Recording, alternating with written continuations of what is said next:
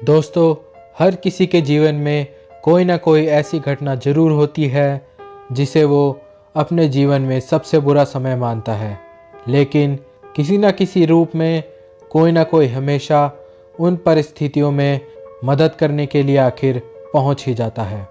नमस्कार दोस्तों, स्वागत है आपका आपके ही यूट्यूब चैनल पर जिसका नाम है हिंदी टीवी स्टोरीज़। और आज मैं आप लोगों के लिए एक और डरावनी कहानी लेके आ चुका हूँ।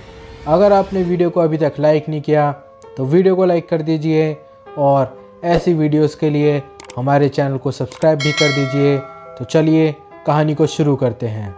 मैं आज आप लोगों के सामने एक ऐसी ही घटना का उल्लेख करने जा रहा हूँ। ये घटना मेरे मौसी के बेटे जिनका नाम अजय है उनके साथ हुई थी। वो मेरे बड़े भाई हैं और ये घटना भी काफ़ी पहले की है, जब वो करीब 8 साल के थे। तब मौसी कानपुर मेडिकल कॉलेज के पास रहती थी। भैया के दादाजी काफ़ी जाने माने इंसान थे। वहाँ की अच्छी हस्तियों में उनका नाम था। वहाँ सब उन्हें आज़ाद के नाम से जानते थे। आज़ाद के नाम से प्रसिद्ध वो व्यक्ति अपनेपन, उदारता और सौम्य व्यवहार की परिभाषा थे। मैं भी उन्हें दादाजी कहता था और वो मुझे भी उतना ही प्यार करते थे जितना कि अपने पोतों से करते थे।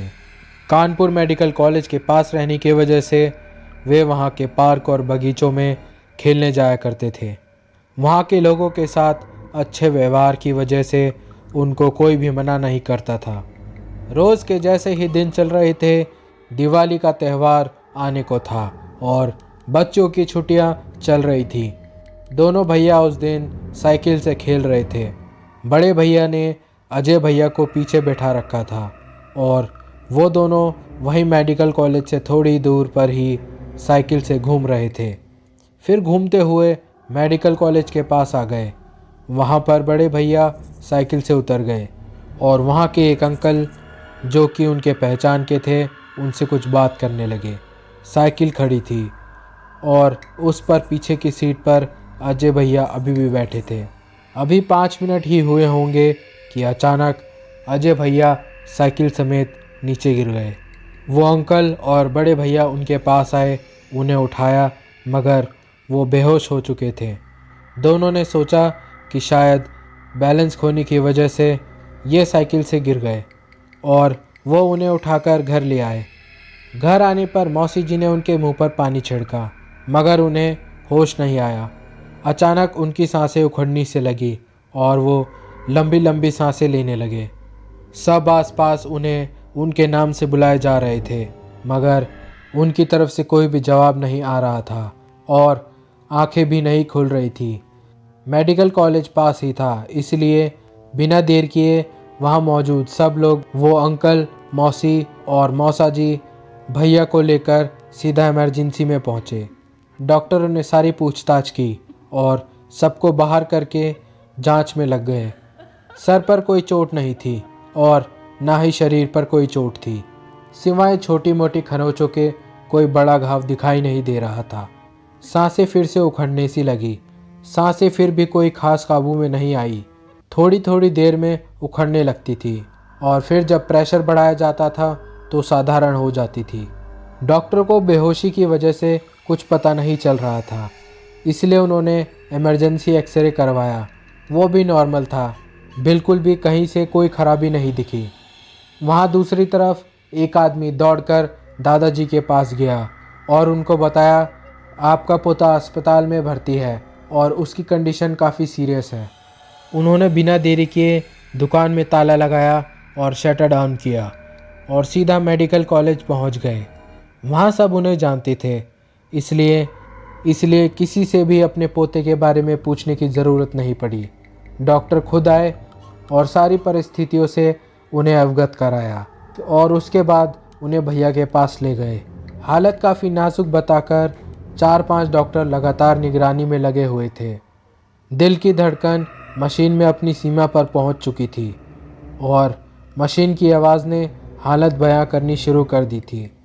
डॉक्टर ने सबको बाहर कर दिया। अब तक मेरे मामा जी लोग भी वहां पहुंच चुके थे। दादाजी रिसेप्शन के पास गए और अपने पहचान के डॉक्टरों को फ़ोन किया। कुछ 10 मिनट के बाद ही वहाँ पर 4 डॉक्टर आ गए जो कि उस मेडिकल कॉलेज के प्रोफेसर थे। दादाजी ने मिलकर उन्हें पहले सारी बात बताई। वो उन्होंने ध्यान से सुना और फिर बिना देरी किए उस वार्ड की तरफ बढ़ गए जहाँ पर भैया को रखा हुआ था।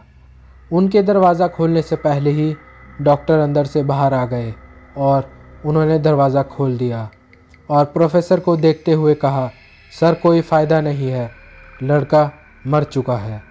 हालांकि ये बात उसने धीरे से कही, लेकिन दादाजी ने ये बात सुन ली और घबराकर तेज तेज से रोने लगे। बाकी डॉक्टर और प्रोफेसर ने उन्हें संभाला। फिर उनमें से एक प्रोफेसर, जिन्हें सब प्रोफेसर त्यागी के नाम से जानते थे, उन्होंने खुद भैया को चेक करने को कहा और उनके साथ बाकी 3 प्रोफेसर वार्ड में सहायक डॉक्टरों के साथ चले गए और बाहर एक प्रोफेसर अभी भी दादाजी के साथ थे और उन्हें समझा रहे थे कि प्रोफेसर को जांच करने दो, ईश्वर ने चाहा तो सब ठीक हो जाएगा। मौसी जी को तब तक मौसा जी और मामा जी ने घर पर भेज दिया था, वरना ना जाने उनकी क्या हालत होती। अंदर से आने वाली प्रोफेसर की आवाज़ें वहाँ मौजूद लोगों की सांसों को ऊपर नीचे होने पर मजबूर कर रही थी। देखो धड़कन चली क्या, ठीक से यहाँ प्रेशर बनाओ। इस तरह की आवाज़ें लगातार सांसें ऊपर नीचे कर रही थी। फिर अचानक से सारे प्रोफेसर शांत हो गए और करीब 10 मिनट तक कोई आवाज़ नहीं आई। किसी अनहोनी की आशंका ने सारी उम्मीदों को पीछे छोड़ दिया। तभी प्रोफेसर त्यागी बाहर आए और बताया कि बच्चे को कुछ नहीं हुआ है, आज़ाद जी बस प्रार्थना कीजिए कि वो जल्दी से ठीक हो जाए। इस बात से सबको राहत मिली, मगर अभी भी प्रार्थना जारी थी।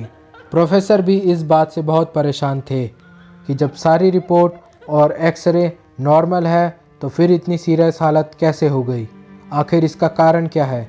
फ़िलहाल प्रोफेसर उनकी निगरानी में लगे हुए थे और आनन फानन में कई एक्सरे दोबारा करवाए।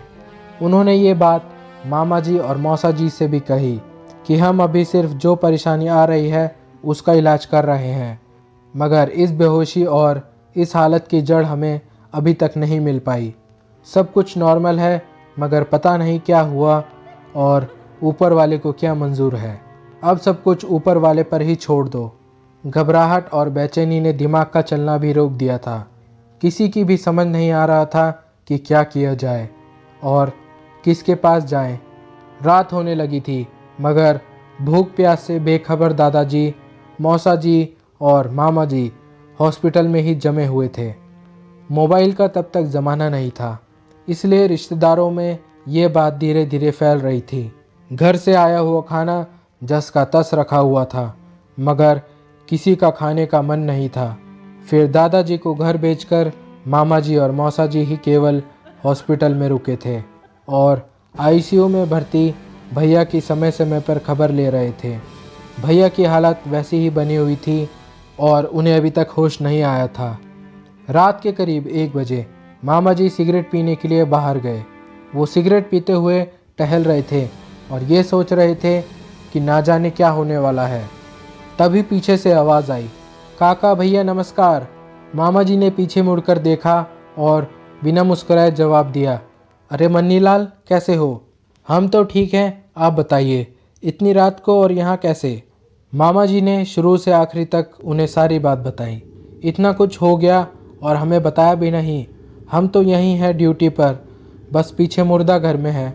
मामा जी ने कहा, क्या बताएं भैया, सुबह से तो खाने पीने का भी होश नहीं है, घर पर दीदी भी बेहाल पड़ी है, समझ नहीं आ रहा कि आखिर हो क्या रहा है। मन्नीलाल जी कहते हैं, भैया परेशान ना हो, बस थोड़ी ही देर रुक जाओ, सुबेरा होते ही हम अपना झोला ले आएंगे, फिर देखते हैं कहीं कोई और बात तो नहीं। मामा जी कहते हैं, देखो भैया जैसा बन पड़े वैसा करो, बस ये ठीक हो जाए।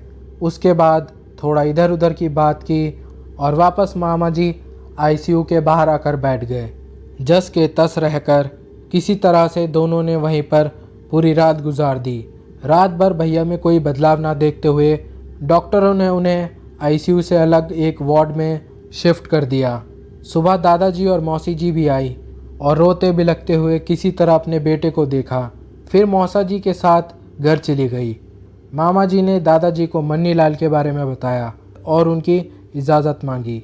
उन्होंने अपने बेटे के लिए जिस तंत्र मंत्र पर कभी विश्वास नहीं किया था, उन्होंने उसकी भी इजाज़त दे दी। शायद कोई चमत्कार हो जाए और अजय ठीक हो जाए। मामा जी भी घर गए और जल्दी से जल्दी नहा धोकर वापस आ गए, क्योंकि उन्हें मन्नी लाल से जो मिलना था। खैर, मन्नी लाल को आने में देर हुई। वो 6 बजे की बजाय 7:30 बजे आया। मामा जी उनके इंतज़ार में थे और उनके आते ही सीधा उस वार्ड की तरफ बढ़ गए। मामा आराम से जाकर अंदर दादाजी को सब बताने लगे कि जिनके बारे में मैंने बताया था वो आ गए हैं, लेकिन वो तो दरवाजे के बाहर ही खड़े थे। मामा जी ने उन्हें अंदर आने का इशारा किया, मगर फिर भी वहीं खड़े रहकर अंदर आने की कोशिश करते और फिर से वहीं खड़े हो जाते। यह देखकर मामा जी को अजीब सा लगा। मामा जी ने जाकर उनसे पूछा, क्या हुआ भैया, अंदर क्यों नहीं आ रहे? काका भैया, हम बहुत कोशिश कर रहे हैं, लेकिन लड़का जिसकी चपेट में है वो इतनी प्रबल शक्ति है कि हम खुद को जिस विद्या से बांधे हैं उसके साथ हम इस कमरे में घुस नहीं सकते। मामा जी इस बात से थोड़ा परेशान हुए और बोले, अब क्या करें भैया? मन्नी लाल बोला, थोड़ा समय दो, अभी बताते हैं क्या करना है और क्या होगा। और उसके बाद वो वार्ड के दरवाजे पर ही बैठ गए। आने जाने वाले लोग उन्हें देख रहे थे। फिर एक नर्स आई और उन्होंने उनसे बाहर बैठने का कारण पूछा। उन्होंने बिना झिझक के जवाब दिया, अंदर आज़ाद साहब बैठे हैं ना, और हम उनके नौकरी करते हैं। नर्स ने उन्हें वैसे ही रहने दिया और दोबारा नहीं टोका। थोड़ी देर तक उन्होंने अपना कुछ धीरे धीरे मंत्र जाप किया और फिर वहीं बैठे रहे। मामा जी ने उनके पास जाकर पूछा, भैया क्या हुआ, कुछ हल नज़र आया? भैया, ये शक्ति बहुत विकट है। 12:30 बजे तक अगर ये लड़का बच गया तो फिर ये नहीं मरेगा। अभी इस शक्ति से हम टक्कर नहीं ले सकते। ये इसका वक्त चल रहा है जिसमें ये बहुत ज़्यादा ताकतवर है। ये हमको अंदर नहीं घुसने दे रहा और हम भी इसे बाहर नहीं निकलने देंगे। हम भी यहीं डेरा जमा कर बैठे रहेंगे और देखते हैं ये कितने खेल दिखाता है। 10 बज चुके थे और सबको इंतज़ार था तो सिर्फ 12:30 बजे तक का। सब अपने तरीके से भगवान से प्रार्थना कर रहे थे और मन्नी चाचा बाहर वैसे ही बैठे थे। कभी अपने थैले से कुछ निकाल कर मंत्र पढ़ते तो कभी कोई वास्तु मंत्र पढ़कर अंदर वार्ड में फेंक देते। बेचैनी और बेबसी की वजह से वो 2.5 घंटे किसी 2.5 दिन की तरह लग रहे थे। दादाजी को डॉक्टरों पर यकीन था, मगर मामा जी को मन्नी चाचा पर, क्योंकि मामा जी ये बात मान चुके थे कि जब डॉक्टर भी परेशान हो जाए और सारी रिपोर्ट नॉर्मल हो तो तंत्र मंत्र का सहारा बहुत बड़ा योगदान देता है। बाहर बैठे हुए मन्नी चाचा की बेचैनी देखी जा सकती थी। कोई भी ज्ञाता ये देखकर जान सकता था कि वहाँ बैठे आदमी की बेचैनी किसी आम इंसान की बेचैनी से अलग थी। ये बात वहाँ पर काम करने वाली एक साउथ इंडियन नर्स जान गई। वो वार्ड में जाते वक्त मन्नी चाचा से बोली, अंकल तुम यहाँ तंत्र मंत्र कर रहे हो ना, हमको ये सब पता है। बेटा अब तुम्हें ये पता चल चुका है तो तुम यहाँ दोबारा मत आना, क्योंकि कुछ शक्तियाँ अनजान को माफ़ कर देती हैं लेकिन जानकार के लिए बहुत बड़ा खतरा बन जाती है। वो नर्स यह बात सुनकर डर गई और दोबारा उस जगह नहीं दिखाई दी। मामा जी और मन्नी चाचा पर मानसिक दबाव बनता जा रहा था कि एक चूक या एक लापरवाही अगर होती तो दो जाने जाती, एक जो पहले से गिरफ्त में थी और दूसरी जो उससे टक्कर ले रही थी। किसी तरह से 12 बजे तक का समय कट गया। मौसी जी और मौसा जी भी खाना लेकर हॉस्पिटल आ चुके थे, लेकिन अब जैसे जैसे उसका प्रबल समय खत्म हो रहा था उस शक्ति ने अपना खेल दिखाना शुरू कर दिया। भैया की सांसें फिर से ऊपर नीचे होने लगी, आंखें पलट गई। उनकी खुली आंखों में सिर्फ सफ़ेदी नज़र आ रही थी। आंखों की पुतलियां दिखाई नहीं दे रही थीं। हाथ पैर झटके खाने लगे थे। डॉक्टर को जल्दी जल्दी बुलाया गया। 3-4 डॉक्टर और प्रोफेसर अंदर आ गए और बाकी सबको बाहर कर दिया। डॉक्टर अपनी पूरी कोशिश में लगे हुए थे और इधर मन्नी चाचा कोई कसर नहीं छोड़ रहे थे। उनके मंत्रोच्चारण लगातार चल रहे थे। मौसी जी का रो रो कर बुरा हाल हो रहा था। डॉक्टरों ने भैया के हाथ पैर पकड़े और एक डॉक्टर उनके सीने को लगातार दबा रहा था। अपना पूरा जोर लगाकर। तभी अचानक अंदर से भैया के चिल्लाने की आवाज़ आई, मम्मी मम्मी। ये सुनकर मौसी जी तुरंत वार्ड की तरफ दौड़ पड़ी, मगर मन्नी चाचा ने उन्हें अंदर जाने से मना कर दिया। पूरे 24 घंटे बाद भैया की आवाज़ आई थी, इसलिए वो अंदर जाने के लिए बेचैन हो गई। मन्नी चाचा ने मामा जी से कहकर उन्हें वहीं रुकवा दिया और समझाया कि अगर ये अंदर चली गई फिर ये लड़का तो बच जाएगा, मगर हम इनको नहीं बचा पाएंगे, क्योंकि अंदर से जो आवाज़ आ रही है वो एक छलावा है, और वो छलावा तुम्हारे परिवार में से किसी को भी अपना शिकार बना सकता है। दूसरी तरफ डॉक्टरों को इस बात से थोड़ी आशा थी, और वो अपने पूरे दिल जान से जो हो सकता था वो कर रहे थे। उन्हें लगा कि अगर ये लड़का घर वालों को बुला रहा है तो ये ठीक होने की कगार पर है और इसे कोई मानसिक चोट नहीं है। थोड़ी देर तक उनका ये सारा ट्रीटमेंट चलता रहा। उसके बाद भैया को ऑक्सीजन लगाकर बेहोशी में ही छोड़ दिया गया और सारे डॉक्टर बाहर आ गए। दादाजी से कहा कि अजय ने अपनी याददाश्त खोई नहीं है, इसका मतलब है कि अब दोबारा होश आते ही शायद अजय ठीक हो जाएगा। फिलहाल वो जितनी देर सोता है उसे सोने दे, बिल्कुल भी डिस्टर्ब ना होने दे। दादाजी ने डॉक्टरों को धन्यवाद किया। समय 12:25 हुए थे। अभी 5 मिनट तक मन्नी चाचा की परीक्षा और बाकी थी। मन्नी चाचा ने किसी को भी 4 मिनट के लिए अंदर जाने से रोक दिया। अपने थैले से कुछ राख निकाली और वार्ड के अंदर फेंक दिया, और फिर ना जाने वो किससे वार्ड के अंदर देखते हुए बात कर रहे थे, जैसे कि अंदर कोई खड़ा हो। अगले 5 मिनट तक वो कुछ बात से कर रहे थे। उसके बाद जैसे ही 12:30 बजे उन्होंने वार्ड के अंदर लपक के कुछ पकड़ा, जैसे कोई साधारण इंसान मक्खी को पकड़ता है।